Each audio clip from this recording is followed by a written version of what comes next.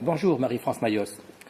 Vous êtes présidente de l'Association européenne de l'éducation France. Tout d'abord, qu'est-ce que l'AEDE? Donc, c'est une association qui a été fondée en 1956 à Paris et dont le principal objectif est de promouvoir l'éducation à la culture de la citoyenneté européenne.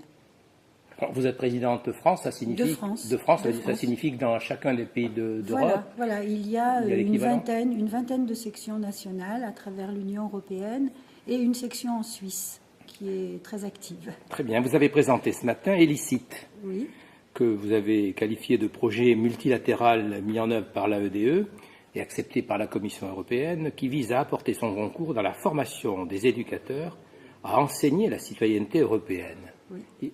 Il faut donc former des enseignants pour enseigner la citoyenneté européenne. Bien et pourquoi?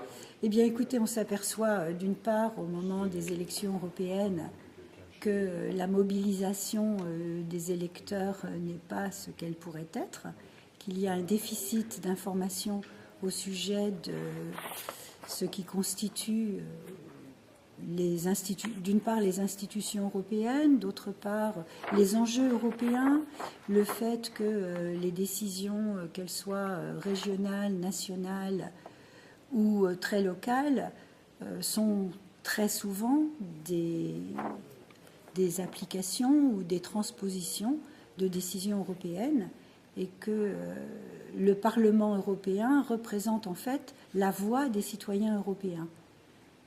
Ce sont des enjeux particulièrement importants. Donc les enseignants, de ce point de vue, ont un rôle majeur à jouer alors? Oui, absolument. Donc vous centrez essentiellement sur la mission de l'école pour participer de la formation et de la sensibilisation. Voilà, nous sommes bien conscients que ce n'est pas l'école toute seule qui peut réaliser cette éducation, mais que l'école a une mission particulière pour cette éducation européenne. Alors vous êtes en train d'écrire un cadre de référence de compétences nécessaires aux enseignants, justement pour développer chez les élèves une conscience et une culture de la citoyenneté européenne. Oui. Est-ce que vous pouvez nous dire quelques mots des travaux actuels, ou est-ce que vous en êtes exactement de ce cadre de référence? Eh bien écoutez, on a travaillé pendant toute une année. Une première version de ce cadre de référence a été présentée, travaillée dans une réunion en mai 2011. Chacun des partenaires, donc il y a 16 partenaires de 8 États membres de l'Union, chacun des partenaires a retravaillé, en a fait une expérimentation auprès de collègues, et nous allons pouvoir écrire une deuxième version. Et les compétences que nous visons se répartissent en 7 domaines. Moi, je souhaiterais qu'on développe celui que vous avez intitulé l'European Literacy. Oui. Donc, et vous avez insisté sur ce mot. Pourquoi vous avez insisté sur ce mot literacy? Si vous voulez, literacy, alors literacy en anglais, est un concept assez complexe qui signifie à la fois que l'on comprend un objet, qu'on comprend la signification d'un thème ou d'un sujet, qu'on se l'est approprié, qu'il fait partie de notre cadre mental de référence et que l'on est capable d'agir en fonction de ces références. C'est un mot que le mot culture en français ne rend pas très bien.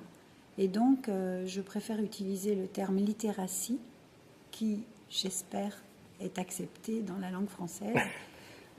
Donc vous avez francisé le mot, si j'ai bien compris. Voilà. J'ai vu aussi également dans ce cas de référence un point qui consiste l'utilisation des technologies de l'information et de la communication. Oui. Est-ce à dire que vous estimez à l'AEDE que l'ICT, enfin les TIC, pour utiliser au moins sa forme française, ont un rôle aujourd'hui important dans la formation des enseignants, donc dans la formation des élèves? Oui, bien sûr. Et pourquoi et comment? Alors, à plusieurs niveaux. Oui. D'une part, parce que les élèves apprennent plein de choses en dehors de la classe. Ce qui signifie donc qu'il n'y a pas que la classe qui soit le lieu de l'apprentissage. Ils apprennent plein de choses à l'extérieur par l'intermédiaire d'Internet, des réseaux sociaux, etc. Et qu'on doit être capable dans la classe de revaloriser et de les aider à trier, de les aider à avoir une approche raisonnable et critique par rapport à tout ce qu'ils apprennent à l'extérieur.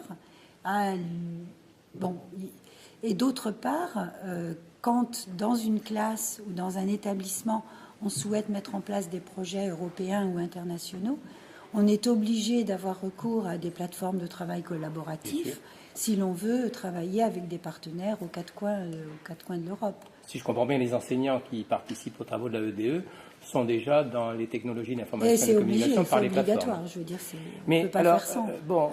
Inciter les enseignants à développer l'usage des réseaux sociaux, quand on sait que les jeunes les utilisent déjà, est-ce que vous ne pensez pas qu'il est nécessaire également d'initier les enseignants au danger que cela peut constituer? Évidemment. Et alors, est-ce que c'est prévu dans votre... C'est complètement prévu, c'est tout à fait important. Sous quelle forme? Donc, on a une rubrique qui mentionne les mesures qui ont été prises par l'Union européenne dans le cadre de la protection des individus et des jeunes en particulier par rapport aux dangers des réseaux sociaux, aux dangers de l'Internet. Et à partir de la découverte des mesures prises par l'Union européenne dans ce domaine, on peut on peut démarrer une réflexion plus approfondie sur pourquoi ces mesures ont été prises et quels sont les dangers réels, etc. Parmi les objectifs que vous êtes assignés dans ce projet illicite, je vois que vous avez l'intention de collecter l'ensemble des ressources disponibles mais éparpillées pour justement que les enseignants puissent en bénéficier dans leur formation et dans leur usage. C'est-à-dire que vous allez développer la mise en œuvre de plateformes de ressources en ligne? Oui. Ça sera donc totalement numérisé et organisé. Et vous le faites avec l'aide de structures d'organismes? Avec nos ressources. Avec vos propres ressources. Donc c'est vous, dans le projet, il est prévu cela?